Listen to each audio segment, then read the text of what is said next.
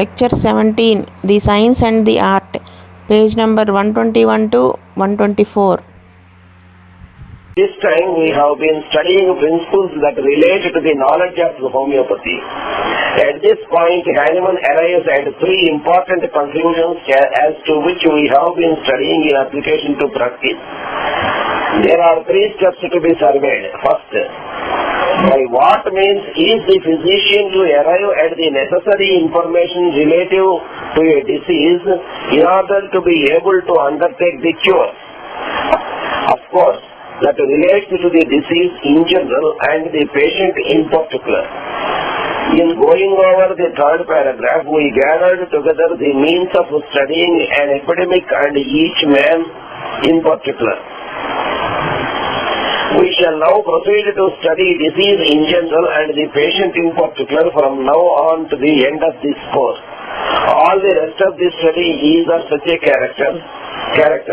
There are a great many questions that arise in this problem that must be studied in detail. The study of the nature of acute miasms and the study of the nature of chronic miasms, the study of such changes as show there are two distinct classes of sickness. Each one is to be studied in its most general way, and each person as a particular entity. Second, how is he to discover the morphic powers of medicines, that is to say, of the instrument destined to cure natural disease? This constitutes a study of the materia medica and a knowledge of how it is built, which is by provings, by recorded facts. Third, what is the best mode of applying these morphic powers, medicines, in the cure of the diseases? This involves the study of all methods and settling upon that which is best. To proceed in the study of these in a rational, scientific and careful manner is the object of the future study of this book. It leads from now on from the science of homeopathy to the art of healing. We see that we have now gone over the principal part of that which is merely science, the science of homeopathy. We have none of the enormous classifications in the study of homeopathy that are resorted to in traditional medicine. They should not appear in the study of applied homeopathy. The study of the classification of disease as is done in traditional medicine is useful because we come in contact with the world.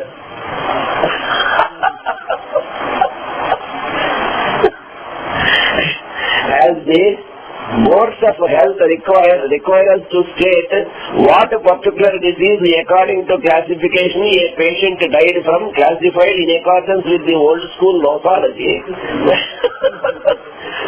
We have therefore to go into the study of diagnosis. In homeopathy, diagnosis cuts very little figure in the treatment.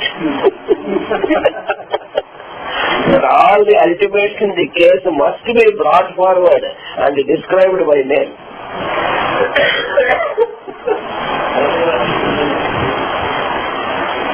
We want the use of adjectives. We want the use of large language.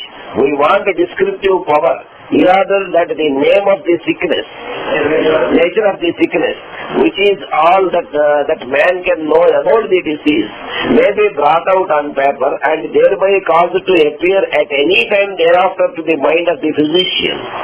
If the physician were simply to make a study of the disease and after studying it were to give it a name and let that name constitute the record, no future prescription could be made. And the physician thereafter is referring to this record would know nothing about its nature. The name conveys no idea of the nature of the sickness, only its place is a general classification. కాబట్టి diagnosis అనేది ఒక general classification తప్ప దాన్ని మనం importance ఇచ్చి దాన్ని మనం హోమియోపతిలోకి. A knowledge of the nature of individual sickness is necessary for a prescription, and this depends upon the ascertainment of the details. The very first of this study is to prove and realize that there are two classes of diseases, acute and chronic. The general classification of all diseases is made in this way. The acute are thrown into one group and studied as acute diseases, and so with the chronic. An acute miasm is one that comes upon the economy, passes through its regular prodromal period, longer or shorter, has its period of progress and period of decline, and in which there is a tendency to recovery. A chronic miasm is one that it has the period of prodrome and period of progress and no period of decline. Chronic miasm ki decline అనేటువంటిది either with the death of the patient or then cure with homeopathic remedies. అంటే natural గా acute disease లో decline అయినట్టుగా చాలా chronic disease లో ఈ supports లేని decline అవుతుంది.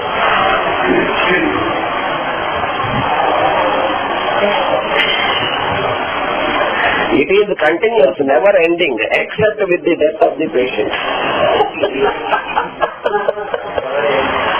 మరి అంతే కదా, హోమియోపతి కదా, లేకపోతే రియల్ క్రానిక్ డిసీజ్ లో ఏమవుతుంది? పీరియడ్ ఆఫ్ ప్రోగ్రెస్, ప్రోడ్రోమ్, ఆ రెండే తప్ప పీరియడ్ ఆఫ్ డిక్లైన్ ఎక్కడి నుంచి వస్తుంది? మయాజమ్స్ అలా కాంప్లికేట్ అయిపోయి చివరికి ఏమవుతుంది? Death of the patient. Homeopathic treatment మనం క్రానిక్ డిసీజెస్ లో హోమియో ట్రీట్మెంట్ మనం చేసినప్పుడు మాత్రమే దానికి ఒక ఎండ్ అనేటువంటిది, క్యూర్ అనేటువంటిది సాధ్యం. ఎంత క్లియర్ ఎక్కడ ఎవరు ఎంత అనుకోకర్ లేకుండా.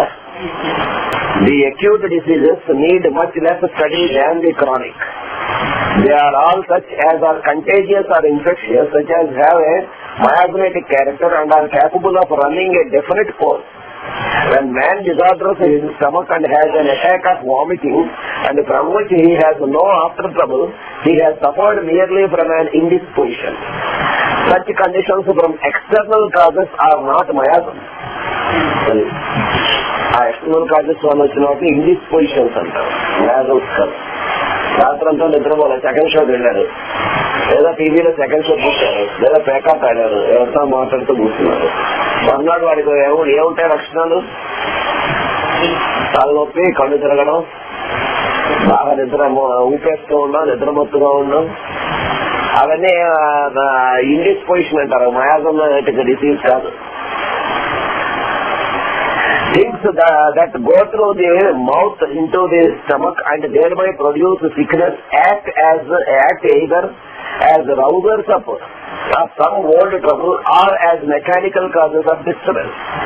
The pure disease, on the other hand, whether acquired or inherited, are those that flow from the innermost to the outermost while making man sick. These causes that make man sick are influx of simple substance, and they run a fixed, distinct course. Each one has its own time of prodrome, its own period of progress, whereby the traditional school of medicine has fixed that it calls pathognomonic symptoms. It is well to know these symptoms not for the purpose of naming merely, but for the purpose of association.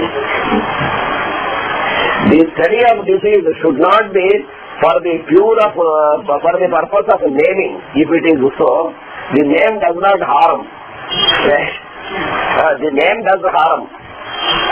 When you think of a child suffering from measles, the idea of measles may go out of mind, but the character of the sickness of that particular child must remain in the mind. At first, you will not be able to see what is meant by that, especially if you have been in the habit of studying cases for the purpose of diagnosis. దానికోసం మాత్రమే కంటాలు పడుతూ ఉంటే మీకు ఆ picture రాదు mind లో. దాన్ని బట్టి నువ్వు ఇది చేస్తే డయాగ్నోసిస్ తెలుసుకోవాలి. I do not say this to throw a cloud upon diagnosis, but to show that the study of diagnosis is not for the purpose of making a prescription. Diagnosis తప్పు అని నేను అంటాను, దాని మీద నేను అంటలేదు, కానీ మందు ఇవ్వడానికి అది ముఖ్యం కాదని చెబుతున్నాను. The more you dwell upon diagnostic symptoms, the more you will decloud the ideas entering the mind that lead toward a prescription. కాబట్టి వాడికి ఇప్పుడు చాలా షుగర్ ఎక్కువ ఉంది, చాలా సఫర్ అవుతున్నాడు, అది డయాబెటిక్ కోమా ఉంది కాబట్టి ఏం మంది వేయాలి అంతేగాని వాడికి ఇప్పుడు పిక్చర్కి ఏం మంది వేయాలని మైండ్ లోకి వెళ్ళదు. You might go into the room and work an hour individualizing a case, deciding whether it were measles or scarlet fever.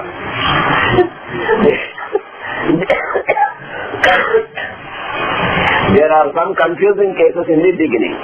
Well, you might say, it is measles and must now have pulsatilla or scarlet fever and must have belladonna.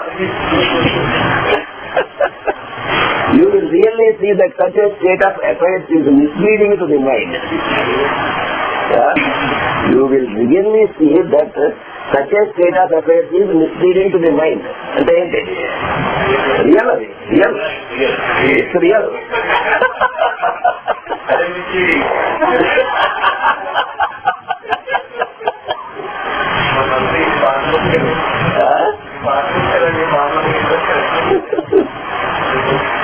If you are in an epidemic where it is necessary in order to save the neighborhood to know, for instance, whether a certain case of cholera is of cholera or not, then it becomes necessary to do the two things. The family and the surrounding families are entitled to safety that a correct knowledge would give, and that protection, isolation and quarantine would afford. అందుకోసం మాత్రం నువ్వు దాన్ని diagnosis తెలుసుకోవాలి. There are two kinds of study. One with a bearing toward the classification that the disease belongs to, and one with a reference to the remedy that the patient needs. But I prefer to settle the patient first as to the remedy he needs, and this has very little to do with the classification except in a general way. ముందు దానికే importance ఇస్తానని అంటున్నాడు. దానికి ఏమని వాళ్ళు దానికే ముందు importance ఇస్తాను. After a remedy has been decided upon that clearly covers the symptoms and the patient receives his dose of medicine, the next point is what step is necessary to take in order to protect the people if this is a contagious disease. అప్పుడు ఆలోచిస్తున్నాడు ముందు మంది వేస్తే. Diagnosis is something that a physician cannot afford to be foolish about. He cannot afford to be a blunderer. He cannot afford to go around calling scarlet fever measles and measles scarlet fever.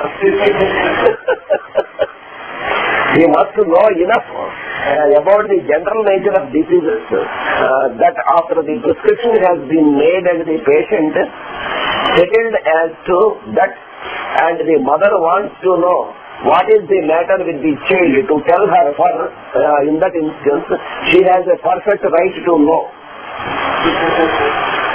నీకెందుకు అందాక వీళ్ళు ఆవిడకి హక్కు ఉంది ఏంటన్నా ఆవిడకి హక్కు అంటున్నాడు. That is a case where the family must be protected, where outsiders must be protected.